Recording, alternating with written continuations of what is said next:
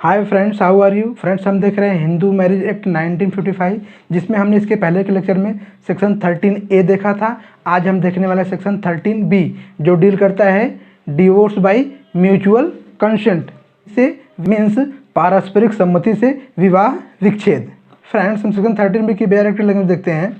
तो section 13B के सब सेक्शनों में क्या दिया गया है कि subject to the provision of this act, a petition for dissolution of marriage by a decree of divorce may be presented to the district court by both the parties to a marriage together, whether such marriage was solemnized before or after the commencement of Marriage Law Amendment Act 1976, on the ground that they have been living separately for a period of 1 year or more, that they have not been able to live together, and that they have mutually agreed that the marriage should be dissolved. Friends, इसमें क्या दिया गया है कि इस नियम के उपबंधों के अधीन रहते हुए शादी के पक्षकार साथ मिलकर उनके विवाह को विवाह विच्छेद की डिक्री द्वारा खत्म करने के लिए जिला न्यायालय में अर्ज दाखिल कर सकेंगे, चाहे उनका विवाह मैरिज लॉ अमेंडमेंट 1976 से पहले हुआ हो और चाहे उसके बाद हुआ हो, इस मुद्दे पर कि वो लोग 1 साल से या फिर उससे ज़्यादा टाइम से अलग रह रहे हैं और वे एक साथ नहीं रह सकते, तथा वे इस बात के लिए सहमत हो गए हैं कि उनका विवाह विघटित कर देना चाहिए, मीन्स उनका विवाह खत्म कर देना चाहिए। फ्रेंड्स, अगर इसको हम सिंपल भाषा में समझें तो सबसेक्शन 1 में यही दिया गया है कि इस एक्ट की प्रोविजन को ध्यान में रखते हुए अगर शादी के पक्षकार मीन्स जिन 2 लोगों ने शादी की है वो लोग आपस में मिलकर उनकी मैरिज को डिसॉल्व करने के लिए डिस्ट्रिक्ट कोर्ट में पिटीशन दाखिल कर सकते हैं, चाहे उनकी शादी मैरिज लॉ अमेंडमेंट के पहले हुई हो और चाहे उनकी शादी मैरिज लॉ अमेंडमेंट के बाद हुई हो। वो लोग उनका म्यूचुअल कंसेंट द्वारा डिवोर्स की पिटीशन जो है उसको इस ग्राउंड पर दाखिल कर सकते हैं कि वो लोग 1 साल से या फिर उससे ज़्यादा टाइम से अलग रह रहे हैं और वो एक दूसरे के साथ नहीं रह सकते, और वो लोग आपस में सहमत हो गए हैं कि उनकी मैरिज को जो है वो डिसॉल्व कर दिया जाए, उनकी मैरिज को ख़त्म कर दिया जाए। ठीक है फ्रेंड्स, अब हम सबसेक्शन 2 देखते हैं। उसमें क्या दिया गया है कि on the motion of the both the parties made not earlier than 6 months after the date of presentation of petition referred in subsection 1 and not later than 18 months after the said date if the petition is not withdrawn in the meantime, the court shall on being satisfied after hearing the parties and after making such inquiry as it think fit that the marriage have been solemnized and that the averment in the petition are true, pass a decree of divorce declaring the marriage to be dissolved with the effect from the date of the decree. So friends, में क्या दिया गया है कि दोनों पक्षकारों द्वारा किए गए प्रस्ताव पर सब सेक्शन 1 के अंदर दाखिल की गई डिवोर्स की अर्जी से ना तो 6 महीने पहले और ना ही 18 महीने बाद अगर इस बीच डिवोर्स की अर्जी वापस ना ली गई हो, तो दोनों पक्षकारों को सुनने के बाद और ऐसी जांच करने के बाद जो कि न्यायालय को उचित लगे, न्यायालय को यह समाधान हो जाता है कि उन दोनों का विवाह हुआ है और अर्जी में लिखी गई बातें सही हैं, तो न्यायालय यह घोषणा करने वाली डिक्री पारित करेगा कि विवाह डिक्री की तारीख से विघटित किया जाता है, मीन्स डिक्री में जो तारीख है उस डेट से उस विवाह को खत्म किया जाता है। ऐसी डिक्री जो है न्यायालय पारित कर सकेगा। फ्रेंड्स, अगर इसको हम सिंपल भाषा में समझें तो सबसेक्शन 2 में यही दिया गया है कि अगर शादी के जो पक्षकार हैं वो उनकी मैरिज को म्यूचुअल कंसेंट द्वारा डिसॉल्व करने के लिए पिटीशन दाखिल किए हैं, तो जिस दिन वो पिटीशन दाखिल हुआ उस डेट से 6 महीने के पहले नहीं और 18 महीने के बाद नहीं, और अगर इसके बीच वो पिटीशन विड्रॉ न किया गया हो, जो ये पीरियड है 18 महीने का है, अगर इसके बीच वो पिटीशन विड्रॉ नहीं किया गया है तो कोर्ट उन दोनों पक्षकारों को सुनने के बाद और कोर्ट को जैसा उचित लगे वैसे ही इंक्वायरी करने के बाद अगर कोर्ट को ऐसा लगता है, कोर्ट सेटिस्फाई होता है कि उनका विवाह हुआ है और उन्होंने उनके पिटीशन में जो बातें लिखी हैं वो ट्रू है, वो सही है, तो कोर्ट डिवोर्स की डिक्री पास करेगा और ऐसा डिक्लेयर करेगा कि जिस दिन वो डिक्री पास हुई है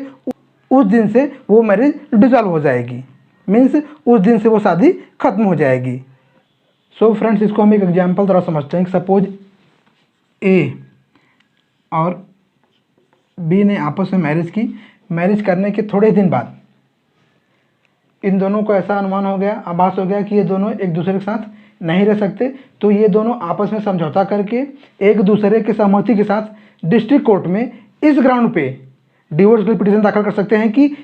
ये लोग 1 साल से ज़्यादा, मीन्स ये लोग जो है ये दोनों 1 साल या फिर 1 साल से ज़्यादा टाइम से अलग रह रहे हैं और इन दोनों का आपस में एक साथ रहने की कोई संभावना नहीं है, तो डिस्ट्रिक्ट कोर्ट इनके मैरिज को डिवोर्स की डिक्री द्वारा डिसॉल्व कर सकता है। लेकिन यहाँ पे एक बात नोट करने लायक है कि अगर आपने म्यूचुअल कंसेंट से डिवोर्स लेने के लिए पिटीशन दाखिल किया है तो वो पिटीशन 6 महीने के पहले नहीं अलाउ होगा, मीन्स 6 मंथ का कूलिंग पीरियड है। कोर्ट जो है वो आपको 6 महीने का टाइम देती है, मीन्स आपको in the sense husband wife जिन्होंने म्यूचुअल कंसेंट द्वारा डिवोर्स के लिए अप्लाई किया है, पिटीशन दाखिल किया है, उन दोनों को कोर्ट 6 महीने का टाइम देती है कि 6 महीने तक तुम वेट करो। अगर 6 महीने में उन दोनों का आपस में फिर से कोहैबिटेशन शुरू हो जाता है, उनमें सहवास शुरू हो जाता है, तो फिर कोर्ट उस पिटीशन को डिसमिस कर देगा। लेकिन 6 महीने के बाद अगर वो पक्षकार फिर से आके कोर्ट में बोलते हैं कि साहब हमारा जो निर्णय है वो फाइनल है, हमको एक दूसरे से अलग ही होना है, तो कोर्ट उन दोनों का स्टेटमेंट लेने के बाद, इंक्वायरी करने के बाद उनके डिवोर्स अलाउ करता है। लेकिन सपोज 6 महीने हो गए, 6 महीने बीत जाने के बाद भी जिन पक्षकारों ने डिवोर्स के लिए पिटीशन दाखिल किया था म्यूचुअल कंसेंट द्वारा, वो दोनों कोर्ट में नहीं आए। 6 महीने बीत गए, 7 महीने बीत गए, 8 महीने बीत गए, ठीक है, वो कोर्ट में नहीं आ रहे हैं। 10 महीने बीत गए, 12 महीने बीत गए, लेकिन वो कोर्ट में नहीं आ रहे हैं, तो ऐसा करके कोर्ट उनको 18 महीने तक वेट करेगी। कितने महीने तक? 18 मंथ तक कोर्ट 18 महीने तक वेट करेगी। अगर 18 महीने के अंदर वो लोग आए तो फिर कोर्ट इंक्वायरी करने के बाद उनकी म्यूचुअल कंसेंट द्वारा डिवोर्स जो डिक्री है वो अलाउ करेगी। लेकिन अगर वो लोग 18 महीने तक नहीं आए तो 18 महीने के बाद कोर्ट उनकी पिटीशन को डिसमिस कर देगा, ठीक है। मीन्स कोर्ट जो है वो 6वें महीने से लेके 18 महीने तक कोर्ट उनका वेट करेगी। अगर वो इस 6 महीने से लेके 18 महीने के अंदर तक वो लोग कोर्ट में आए तो कोर्ट उनकी इंक्वायरी करने के बाद, उनका स्टेटमेंट लेने के बाद उनका जो म्यूचुअल कंसेंट द्वारा डिवोर्स का पिटीशन है उसको अलाउ करेगी। अगर वो लोग 18 महीने तक नहीं आते हैं तो 18 महीने बीत जाने के बाद कोर्ट उनका पिटीशन जो है वो डिसमिस कर देगी। फॉर एग्जांपल सपोज ए और बी ने म्यूचुअल कंसेंट द्वारा डिवोर्स लेने के लिए पिटीशन दाखिल किया है। पिटीशन दाखिल करने के बाद कोर्ट इन दोनों को 6 महीने का टाइम देगी। ये 6 महीने का टाइम उसको क्या बोलते हैं? इसको बोलते हैं कूलिंग पीरियड, ठीक है। तो कोर्ट इन दोनों को 6 महीने का टाइम देगा। अगर 6 महीने में इन दोनों में आपस में फिर से कोहैबिटेशन शुरू हो गया, मीन्स इन दोनों ने साथ में रहना शुरू कर दिया, तो इनका जो पिटीशन है वो कोर्ट डिसमिस कर देगी। और अगर 6 महीने बाद एक लोग कोर्ट में आके बोलते हैं कि इनका निर्णय नहीं बदला है, इन दोनों को डिवोर्स चाहिए ही, तो कोर्ट इन दोनों का स्टेटमेंट लेके इनकी इंक्वायरी करने के बाद और इन्होंने जो पिटीशन दाखिल किया है उसके फैक्ट को देखने के बाद, ये सारी इंक्वायरी करने के बाद कोर्ट जो है इनका जो म्यूचुअल कंसेंट द्वारा डिवोर्स का पिटीशन है उसको अलाउ करेगी, ठीक है। और अगर ये दोनों 6 महीने बीत गए लेकिन 6 महीने के बाद भी ये लोग कोर्ट में नहीं आए, 7 महीने बीत गए, 8 महीने बीत गए, 9 महीने बीत गए, ऐसा करते करते 18 महीने बीत गए, फिर भी ये लोग कोर्ट में नहीं आए, तो 18 महीने बीतने के बाद कोर्ट इन दोनों का पिटीशन जो है वो डिसमिस कर देगा, ठीक है। मीन्स 6 महीने के बाद 6 महीने से लेके 18 महीने तक इन दोनों को टाइम है कि ये कोर्ट में आके इनकी जो डिवोर्स की प्रोसीडिंग है उसको कंप्लीट कर सकें। अगर ये 18 महीने तक कोर्ट में नहीं आते हैं तो इनका पिटीशन डिसमिस हो जाएगा। सो फ्रेंड्स, आज के लिए बस इतना ही। हम फिर मिलेंगे अगले लेक्चर में हिंदू मैरिज एक्ट 1955 के एक नए टॉपिक के साथ। तब तक के लिए नमस्कार।